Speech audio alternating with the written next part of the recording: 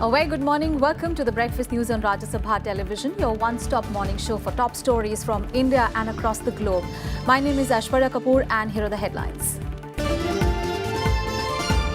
Big diplomatic victory for India in its fight against terror. France to move proposal in UN to ban Jaish-e-Mohammed chief Masood Azhar. US expresses strong support for India. Asks Pakistan to punish anyone responsible for the 14th of February attack in Pulwama.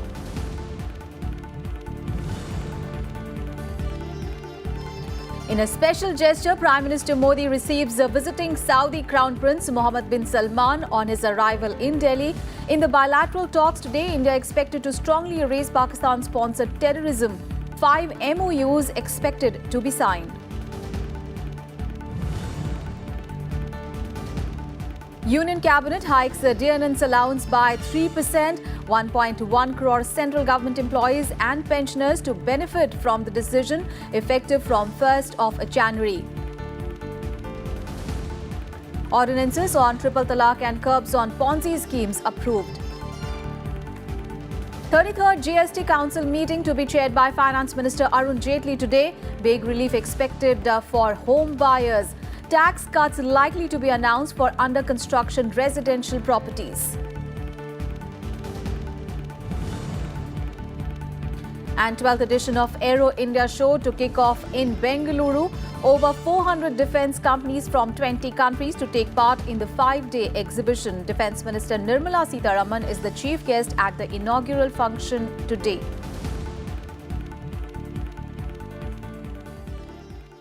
The top story this morning: in a major diplomatic breakthrough for India post the Pulwama terror attack, France has come out in support of India.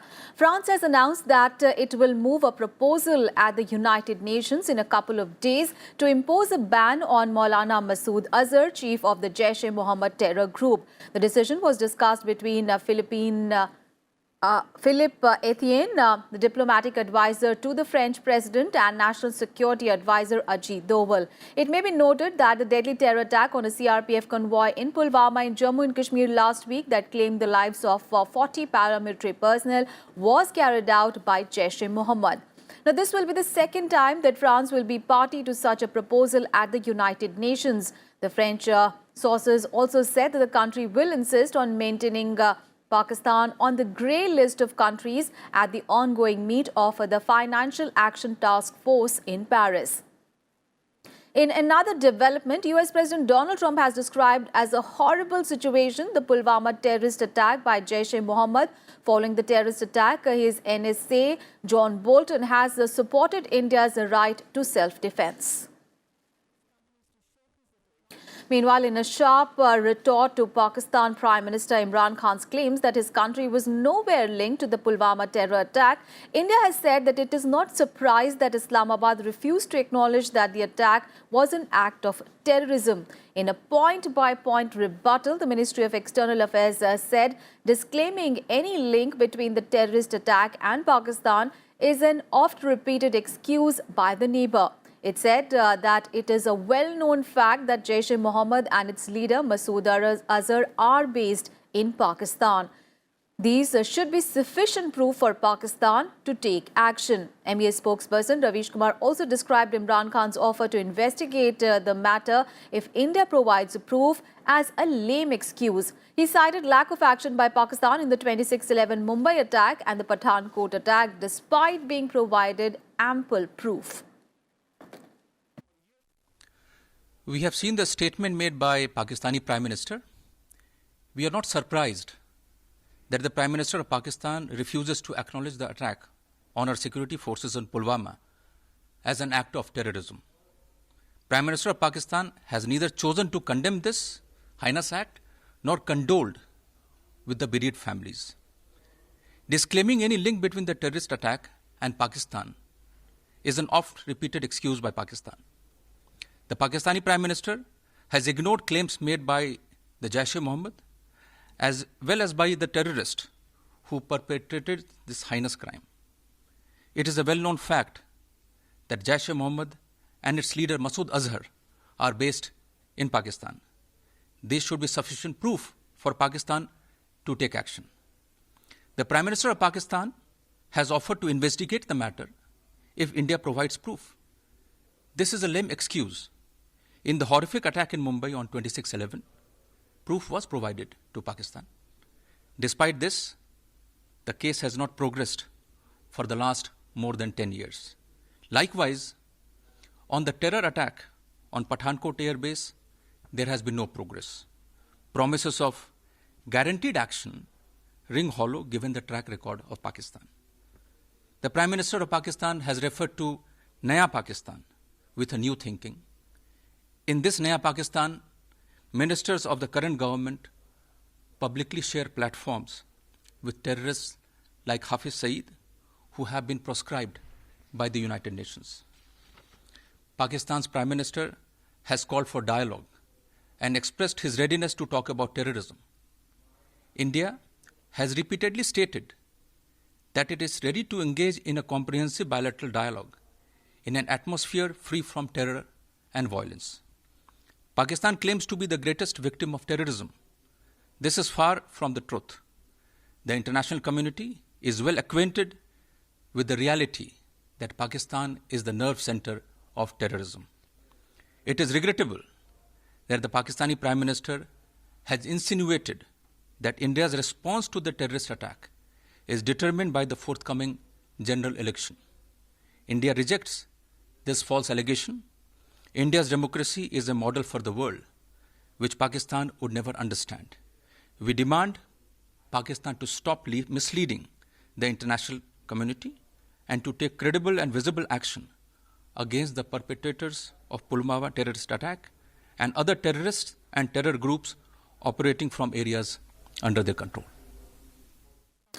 Meanwhile, earlier Pakistan Prime Minister Imran Khan denied any involvement in the Pulwama attack. He said that he will take action if India provides him actionable evidence of Pakistan's involvement in the suicide attack. किसी किस्म की आप तहकीकात करवाना चाहते हैं इस incident में कि कोई पाकिस्तानी इसमें मुलव्वस था, हम तैयार हैं। अगर आपके पास कोई एक्शनेबल इंटेलिजेंस है कि पाकिस्तानी इन्वॉल्व है, वो हमें दे, मैं आपको गारंटी करता हूं कि हम एक्शन लेंगे। और एक्शन इसलिए नहीं लेंगे कि हमें किसी के प्रेशर है। मैं आपको ये कहता हूं कि हम दहशतगर्दी की भी बात करने के लिए तैयार हैं। दहशतगर्दी एक सारे खित्ते का इशू है और हम बिल्कुल तैयार हैं क्योंकि हम चाहते हैं कि इस खित्ते में दहशतगर्दी खत्म हो। And hours after the Pakistani Prime Minister denied the country's involvement in the Pulwama terror attack, Finance Minister Arun Jaitley has slammed the Pakistani Prime Minister. He said that Imran Khan's statement on the Pulwama terror attack was a form of confession. जहां तक पाकिस्तान के वजीर आजम के बयान का ताल्लुक है, जब पूरा विश्व इस घटना की भर्त्सना और निंदा कर रहा है, तो यह अपेक्षा थी कि कम से कम इसकी निंदा वो दिल से करते, लेकिन उन्होंने तो यह औपचारिकता भी नहीं निभाई।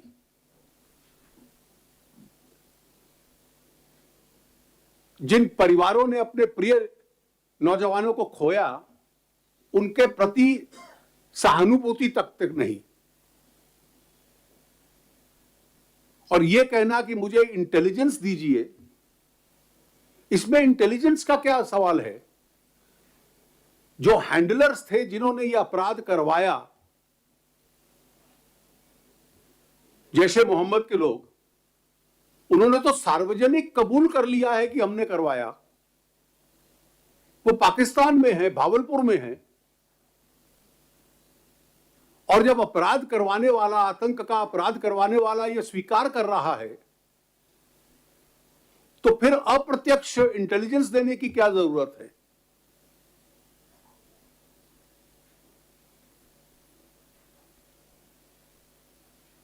और ये तो सार्वजनिक है कि जो 3 लोग कल लिक्विडेट हुए, उसमें से 2 पाकिस्तानी थे जो इस अपराध में जुड़े हुए थे।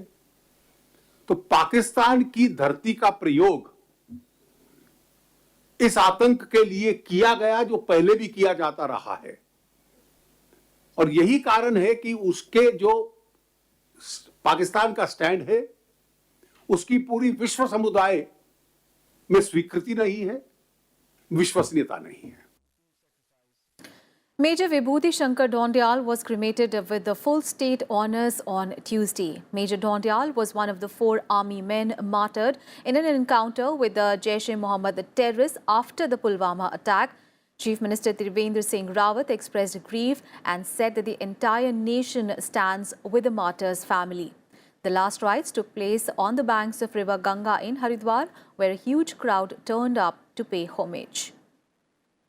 Also, the last rites of CRPF Jawan Hari Singh, martyred in the Pulwama attack, was held at his native village of Rajya in Rewari in Haryana with full state honours.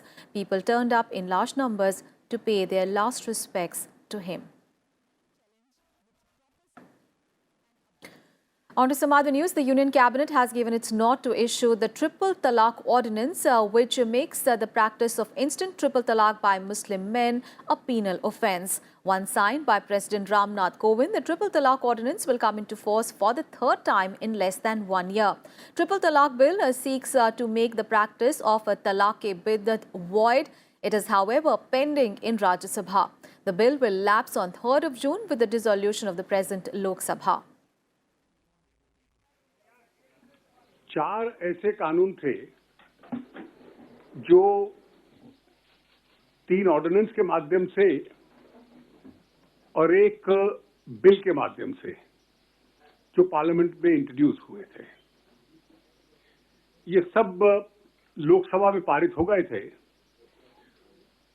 कुछ इसमें ऐसे थे जो विपक्ष से जब बात होती थी कि कुछ उसमें अग्रीड आइटम्स भी थे, लेकिन राज्यसभा की डिस्टर्बेंस की वजह से वो पारित नहीं हो पाए और इसलिए वो चारों के संबंध में आज केंद्रीय मंत्रिपरिषद ने राष्ट्रपति जी को सिफारिश करने का निर्णय किया कि इसके संबंध में अध्यादेश तुरंत जारी किया जाए। ये है एक मुस्लिम विमेन के संबंध में जिसको पॉपुलरली ट्रिपल तलाक बिल कहते हैं। दूसरा, इंडियन मेडिकल काउंसिल में जो इंटरिम बॉडी उसके मैनेजमेंट के लिए कॉन्स्टिट्यूट की गई थी जिसमें कोई विवाद नहीं था। And the Cabinet also increased the dearness allowance by 3% effective from 1st of January 2019. The move benefits 1.1 crore central government employees and pensioners. The decision in this regard was taken at the Cabinet meeting chaired by Prime Minister Narendra Modi. The hike will benefit about 48.41 lakh central government employees and 62.03 lakh pensioners. सरकारी कर्मचारियों को लेकर, क्योंकि 1 जनवरी को हर साल dearness allowance inflation के साथ linked होता है, इंडस्ट्रियल वर्कर्स इन्फ्लेशन के साथ, तो उसका एक अग्रीड फॉर्मूला है जिसके हिसाब से हम लोग करते हैं। तो अभी तक 9% था जो 7 पे कमीशन की सैलरी थी, उसके ऊपर 3% उस फॉर्मूला के हिसाब से और ऐड हो गया और वो 9% से 12% कर दिया गया। ये 1 जनवरी 2019 से तुरंत लागू हो जाएगा। The Cabinet also approved promulgating an ordinance with regard to the banning of unregulated deposit schemes bill to protect gullible investors from the Ponzi schemes. The lower house or the Lok Sabha had passed the bill on the last day of the budget session by a voice vote, but could not get the approval of the Rajya Sabha.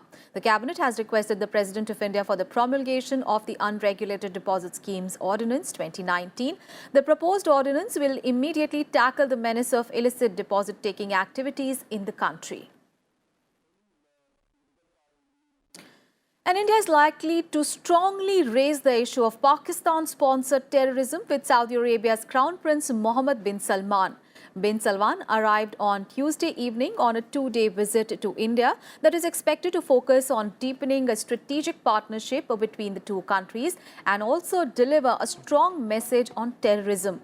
The Crown Prince reached the national capital shortly before 9 p.m. yesterday to a red carpet welcome. Prime Minister Narendra Modi, in a special gesture, also reached the airport along with other dignitaries to welcome him and embraced him in a bear hug as soon as he walked down the stairs of his plane. And the Foreign Ministry has called the visit the Crown Prince's first bilateral visit as a new chapter in bilateral relations between the two countries. Bin Salman and Prime Minister Modi will hold extensive talks today, during which India is likely to strongly raise the issue of Pakistan-sponsored terrorism. The two leaders are also expected to look at ways to enhancing defence ties, including having a joint naval exercise. The two leaders are also expected to sign 5 MOUs related to investment, tourism, housing and broadcasting. The Saudi prince will also call upon External Affairs Minister Sushma Swaraj and President Ram Nath Kovind. Ties between India and Saudi Arabia have strengthened since Prime Minister Modi's Riyadh visit in 2016 to sign an agreement on cooperation with intelligence gathering on money laundering and terrorism financing. And earlier, the Saudi prince on Sunday wrapped up his Pakistan visit, where he vowed to de-escalate tensions between the two neighbours, India and Pakistan, after the terror attack in Pulwama. The Crown Prince returned to Saudi Arabia from Pakistan and after spending a few hours back home, took a flight back to the Indian subcontinent. Prime Minister Modi has said that caste discrimination impedes social harmony. Paying tribute to the poet Saint Ravidas at his birthplace Varanasi, Prime Minister Modi urged people to identify those who promote caste discrimination for self-interest.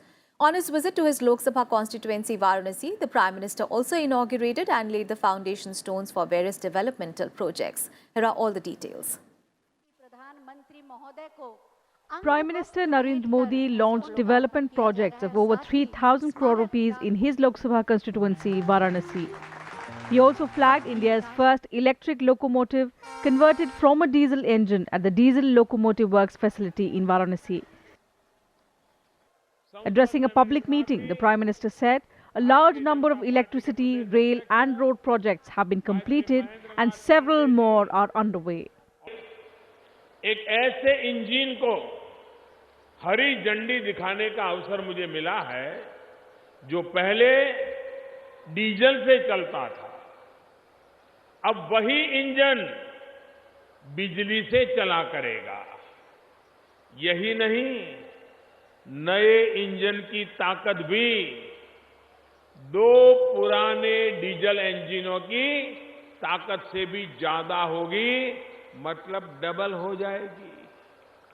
और ये काम DLW में पहली बार हुआ है और भारत ही नहीं, पूरी दुनिया में भी ऐसा प्रयोग पहले कभी नहीं हुआ है। The Prime Minister also visited the birthplace of Sant Ravidas on his birth anniversary and laid the foundation stone of the Ravidas Janmsthali area development project. Paying homage to the mystic poet of the 15th and 16th century, Prime Minister Modi urged people to end caste discrimination. He said the government was working on the principles of Sant Ravidas for the upliftment of people. पहले चरण में लगभग 50 करोड़ रुपए की लागत से विस्तारीकरण और सुंदरीकरण की योजना बनाई गई। इसके तहत यहां के लिए जो बीएचयू से सड़क आती है उसको सजाया संवारा जाएगा। 12 किलोमीटर का एक और रास्ता बनेगा। गुरु रविदास जी की कांस्य की प्रतिमा बनेगी। एक पार्क का निर्माण होगा, कम्युनिटी हॉल बनेगा और दूसरी जन सुविधाओं का निर्माण भी होगा। Madan Mohan Malviya Cancer Care Center, the BHU. Prime Minister Modi also inaugurated the Madan Mohan Malviya Cancer Center of the Banaras Hindu University. The hospital provides affordable cancer care to patients in Uttar Pradesh and neighbouring Jharkhand, Bihar, Uttarakhand and even Nepal. He also opened the Homi Bhabha Cancer Hospital at Lehatara. Bharat के लोगों के लिए रामबाण साबित होंगे। पेयजल संपूर्ति योजना के अंतर्गत 408 करोड़ की लागत से ट्रांस वरुणा व सिस वरुणा क्षेत्र में 21 लाख लोगों के घरों तक गंगा जल पहुंचाया जा रहा है। इसके साथ ही ब्यूरो रिपोर्ट, राज्य सभा टीवी। कोइठाहा में 120 ml On to some other news, a ministerial panel set by Goods and Services Tax Council is scheduled to meet in New Delhi today. The 33rd GST Council meeting will be chaired by Union Minister of Finance and Corporate Affairs Arun Jaitley. The meet is expected to propose cut in GST rates on under-construction residential properties at 5%, down from 12% currently. At present, 12% GST is levied with the input tax credit on payments made for under-construction property or ready-to-move-in flats where completion certificate has not been issued at the time of sale. President Ramnath Kovind will inaugurate the International Conference and Exhibition on Energy and Environment Challenges and Opportunities 2019 today in New Delhi. The event is being organized by Central Institute of Mining and Fuel Research, Dhanbad, which will kick off from today to 22nd of February. Around 1,000 delegates from India and abroad will participate in the conference, including policymakers, regulators and entrepreneurs. Young researchers and students will also attend the conference. The three-day conference aims to deliberate and identify the research and development needs to innovate new techniques, technologies and applications for clean, safe and symbiotic sustenance of the society, environment, energy and industries in the post-2020 era. Along with the conference, an industrial exhibition is also being organized in the Vigyan Bhavan lawns and which will run in parallel with the technical sessions from 20th to 22nd of February. And Vice President M. Venkaiah Naidu will be in Andhra Pradesh today, where he will inaugurate several development projects in the state. The Vice President will first visit Tirupati, where he will lay the foundation stone for the extension and strengthening of a runway for the Tirupati airport, after which the Vice President will reach Nellore by a special train from Rani Gunta, where he will inaugurate a road later in the evening. The main purpose of the road is to develop the Nellore tank as a tourism hub and to provide activity to the residents of Nellore. The Vice President will also inaugurate several developmental projects proposed by the government of Andhra Pradesh. And the 12th edition of Aero India Show will kick off from today at the Air Force Station in Bangalore. Around 20 countries are participating in the show and more than 400 defense companies from India and abroad will display their aircrafts and equipments. India's emphasis this time is on indigenous light combat aircraft Tejas and Make in India. The Yelahanka Air Force Station in Bengaluru is all set to host Aero India Exhibition 2019 and air show from today. The 5-day exhibition will see international warrior planes and air aerobatic teams in action. The Indian Pavilion will showcase indigenous planes manufactured by domestic companies, products related to aero equipments and aerospace. Defence Minister Nirmala Sitharaman will be the chief guest at the inaugural function. Every effort will be taken to prevent any future. Every such incident is got to be prevented and there's no doubt about it. But if there's been a change in the strategy or if there's been any lapse, it will not be fair for me to talk about it at this moment. For the first time, the pavilion will display HAL Supersonic Omni Roll Trainer Aircraft Sport. The Sport will have 4++ generation or equivalent capabilities to bridge the gap in pilot training for command frontline fighters. Sport aircraft will be used for fighter training after advanced jet training stage and before induction of pilots into a frontline fighter squadron. HAL's indigenous products light combat aircraft Tejas will also fly at the show from today to 24th of February. Panchanan Mishra's report for Rajya Sabha TV. In fact, Panchanan Mishra is now joining us live from Bengaluru on that story. Panchanan, now Aero India 2019 show starts from today, but we understand that the Surya Kiran jets won't be flying today following the death of a pilot in mid-air collision yesterday.